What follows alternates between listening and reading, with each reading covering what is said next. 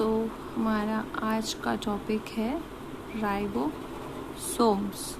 तो राइबोसोम्स को सबसे पहले किसने खोजा था? ये एनिमल सेल्स में था या प्लांट सेल्स में इसको देखा गया था? ये सारे डिस्कशन हम इस लेसन्स में करेंगे।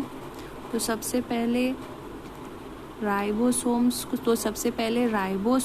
को जॉर्ज पैलाडे ने 1955 में इलेक्ट्रॉनिक माइक्रोस्कोप के हेल्प से इसको ढूंढा था। जस्ट बिकॉज राइबोसोम्स का जो स्ट्रक्चर्स होता है वो ग्रैनुलर होता है, वो बहुत ज़्यादा ही छोटा होता है, तो इसे इलेक्ट्रॉनिक माइक्रोस्कोप से ही देखा जा सकता है। तो यदि इसको खोजने की बात करें तो सबसे पहले प्लांट सेल में रॉबिन्सन एंड ब्राउन ने 1953 में इसको ढूंढा था। एंड एनिमल सेल्स में सबसे पहले पैलाडे ने 1955 में इसको ढूंढा था। अब इसको और किन किन नामों से जानते हैं, मतलब कि इसके राइबोसोम्स के और कितने सिनोनिम्स हैं, उसके पीछे क्या लॉजिक है उसको देखते हैं।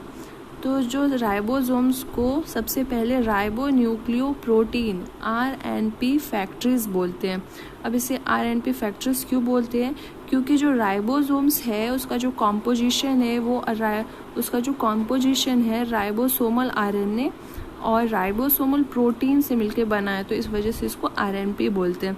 एंड सेकेंड नेम है इसका पैलाडे पार्टिकल्स इस वजह से क्योंकि इसको पैलाडे ने ढूंढा था। प्रोटीन फैक्ट्रीज इसलिए क्योंकि इसके अंदर बहुत सारे प्रोटीन्स होते हैं जो कि राइबोसोम्स में जो सारे प्रोटीन होते हैं वो प्रोटीन सिंथेसिस में हेल्प करते हैं।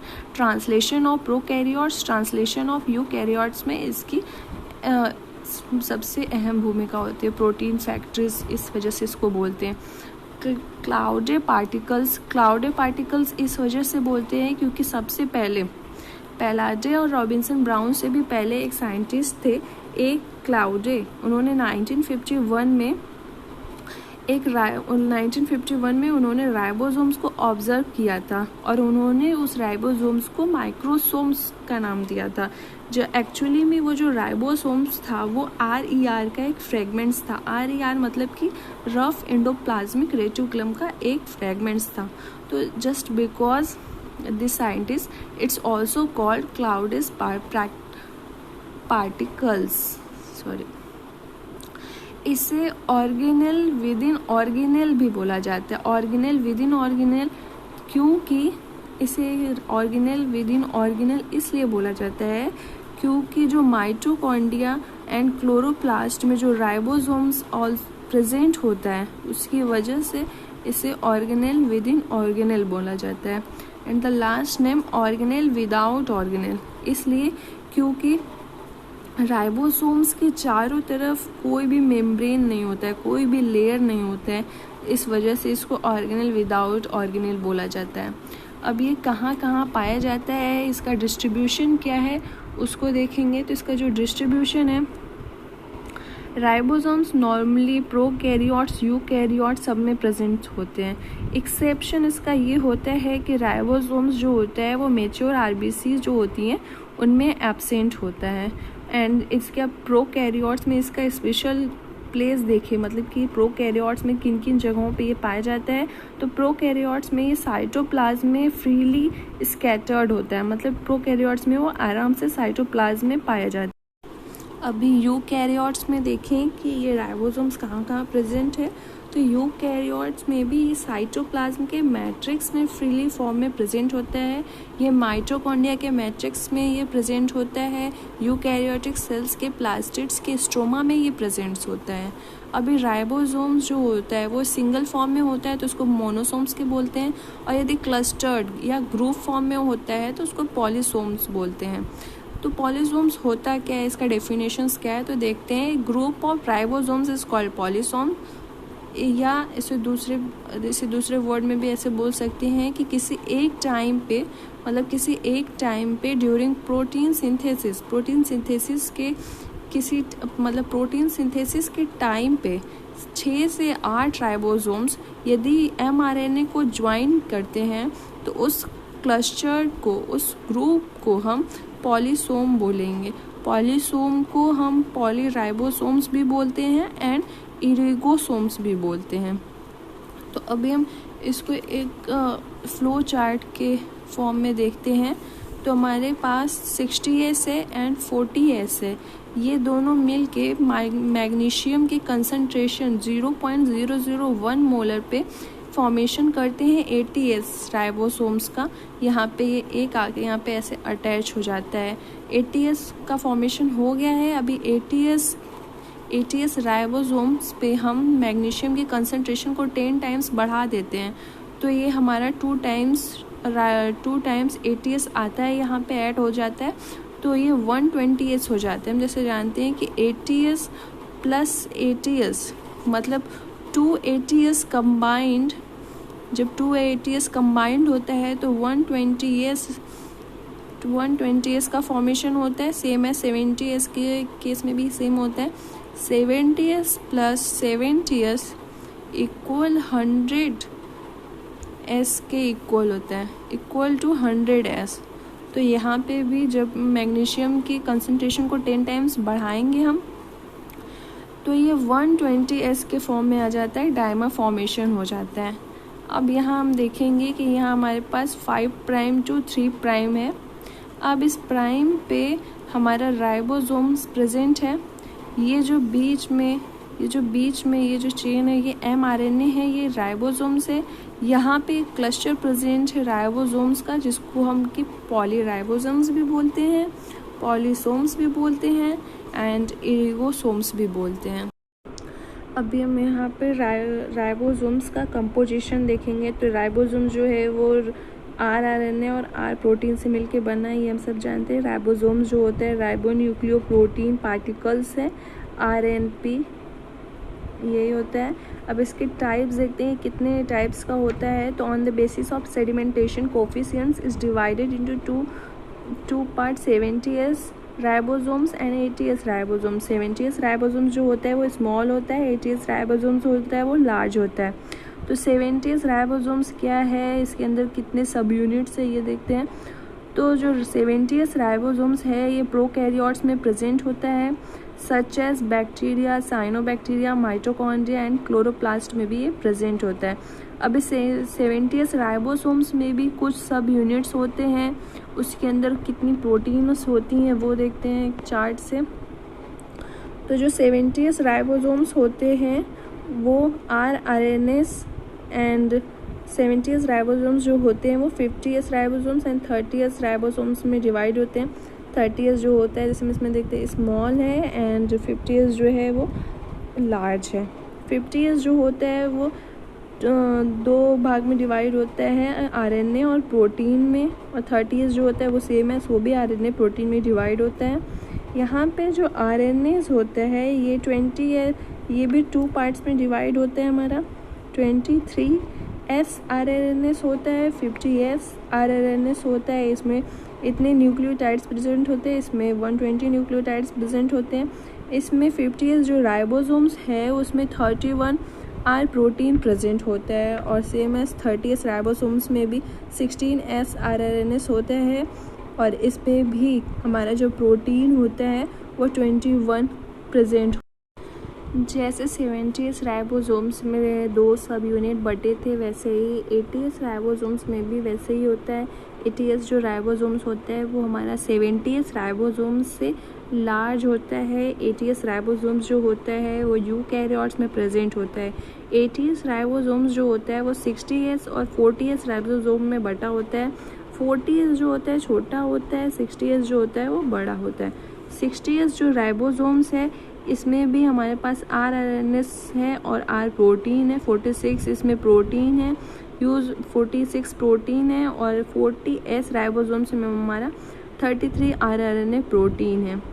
अब इन दोनों का मॉलिक्यूलर वेट कितना होता है वो देखते हैं।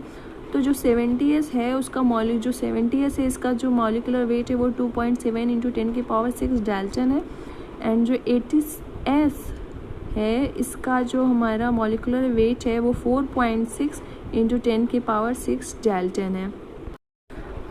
अब यहाँ पे हम यदि इन दोनों का केमिकल कॉम्पोजिशन देखें, मतलब कि अभी हमने देखा चार्ट में कि आरएनए है, प्रोटीन है, दोनों में ये दोनों प्रेजेंट है, इनके टाइप्स भी प्रेजेंट है, कितनी प्रोटीन है वो भी प्रेजेंट है, पर इनका केमिकल कॉम्पोजिशन देखते हैं कितना प्रोटीन है और कितना आरएनए है। तो 70S जो है इसमें 60% आरएनए प्रेजेंट है और 40% प्रोटीन है। वहीं 80S में हमारा 40% आरएनए है और 60% प्रोटीन है, मतलब दोनों ही एक दूसरे के अपोजिट हैं। अब यहीं इसका यदि अल्ट्रा स्ट्रक्चर्स देखते हैं हम, तो जो राइबोसोम्स है वो 2 सब यूनिट से मिलकर बना है, स्मॉल सब यूनिट और लार्ज सब यूनिट। इसमें एक क्वेश्चन पुटअप होता है कि स्मॉल सब unit of ribosome is composed of which things, मतलब ये जो स्मॉल सब यूनिट है ये किन चीज़ों से मिलकर बना है, किन किन ऑर्गन से, मतलब किन किन पार्ट से मिलकर ये बना है। तो जो स्मॉल सब यूनिट है वो हमारे स्मॉल सब यूनिट है वो 3 पार्ट से मिलकर बना है, हेड से, बेस से एंड प्लेटफॉर्म से। स्ट्रक्चर देखते हैं तो ये हेड है, ये बीच में ये जो है ऐसे अंदर की तरफ है, यहाँ ये क्लेफ्ट होता है, ये प्लेटफॉर्म है और ये बेस है। सेम क्वेश्चन एक पुटअप होता है लार्ज के लिए, तो the large subunit of ribosomes are composed of which things, मतलब ये जो लार्ज सब यूनिट है वो राइबोसोम्स का जो लार्ज सब यूनिट है वो किस थिंग से, किस पार्ट से मिलकर बना है। तो लार्ज सब यूनिट को हम देखते हैं तो ये फर्स्ट, इसमें ये भी थ्री पार्ट से मिलकर बना होता है। First is protuberance, second is ridge and third is stock. हमें स्ट्रक्चर देख सकते हैं, ये रिज है, ये सेंट्रल प्रोट्यूबरेंस है एंड ये स्टॉक से। तो ये इनका जो कंपोजिशन होता है वो दोनों में अलग अलग पार्ट से होता है। अभी जो हमारा 70S राइबोसोम्स है उसके पास 3 tRNA बाइंडिंग साइट होती हैं, तो उनके नाम क्या क्या हैं, P site, A site and E site. P site जो होता है उसको हम पेप्टाइडल tRNA बाइंडिंग साइट बोलते हैं, ए साइट जो होता है उसको amino acyl tRNA binding site बोलते हैं एंड ई जो होता है उसको एग्जिट साइट भी बोलते हैं। इसका एक फिगर है जिसको हम देखते हैं, ये ऊपर साइड जो है वो लार्ज सब यूनिट है एंड जो लोअर साइड है वो स्मॉल सब यूनिट है। ये जो स्ट्रक्चर, ये जो सब यूनिट है ये 70S सब यूनिट की बात हो रही है, जो सब यूनिट है वो 70S सब यूनिट की बात हो रही है। तो यहाँ पे फिगर का कैप्शन क्या है देखते हैं, both the large and small subunits to formation of 3 regions. तो यहाँ पे बोल रहा है कि जो स्मॉल और जो लार्ज सब यूनिट, जो स्मॉल और जो लार्ज राइबोसोमल सब यूनिट्स हैं वो 3 रीजन का फॉर्मेशन करते हैं, जो कि ई साइट है। ई साइट देखिए ये अपर है, ऊपर पे है, जबकि पी साइट और ए साइट जो है बॉर्डर पे, मतलब ये जो हमारा स्ट्रैंड है 5 प्राइम टू 3 प्राइम तो यहाँ बीच में है। इसके स्ट्रक्चर से ये समझते हैं कि इसके 3 साइड्स हो। यहाँ पे हम देख रहे हैं एस। अभी तक हम पीछे ये देखते आ रहे थे कि जो हमारा जो राइबोसोम है उसे कैरेक्टरिस्टिक मिल रहा है किसी भी, जैसे 70 है तो उसके पीछे एस लिखा हुआ है, 30 है तो उसके पीछे एस लिखा हुआ है, 40 है उसके पीछे एस लिखा हुआ है। तो ये एस क्या होता है, ये मतलब जो एस है उसे हम स्वेटबर्ग यूनिट कहते हैं, तो उसे शॉर्ट फॉर्म में एस लिखते हैं। अब ये जो स्वेटबर्ग यूनिट है इसका यूज़ क्यों करते हैं ये हमें क्या बता रहा है, तो ये जो स्वेटबर्ग यूनिट है ये हमें सेडिमेंटेशन के बारे में बताता है।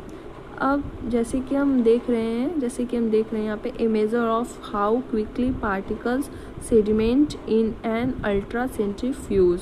किसी भी अल्ट्रा सेंट्रीफ्यूज में कोई भी पार्टिकल्स कितनी तेज़ी से सेडिमेंट हो रहा है, इसका मेज़र हम स्वेटबर्ग यूनिट से निकालते हैं। अभी जो सेडिमेंटेशन है वो किस पे डिपेंड करता है, मॉलिक्यूलर वेट पे। अभी हम स्वेटबर्ग यूनिट को यदि दूसरे यूनिट में चेंज कर रहे हैं, जस्ट सपोज कि हम उसे सेकेंड में चेंज कर रहे हैं, तो स्वेटबर्ग यूनिट बराबर 10⁻³ सेकेंड होता है। अभी हम राइबोसोम्स के फंक्शंस को देखें तो इसके क्या क्या फंक्शन है। ये एज ए प्रोटीन फैक्ट्रीज हमने अभी तक देख ही लिया कि इसके क्या क्या फंक्शन होते हैं। एज ए प्रोटीन सिंथेसिस में ये तो बहुत महत्वपूर्ण भूमिका निभाता है। और प्रोटेक्शन, राइबोसोम जो होता है ये प्रोटेक्शन प्रोवाइड करता है, किसको, ribosomes also provide protection to mRNA against some nucleus. Ribosomes जो होता है वो प्रोटेक्शन प्रोवाइड करता है mRNA को उसके अगेंस्ट जो न्यूक्लियसेस होते हैं उनसे सुरक्षा के लिए प्रोटेक्शन प्रोवाइड करता है। सो हमारा राइबोसोम्स यहीं पे एंड होता है। I hope it's useful lessons. So thank you.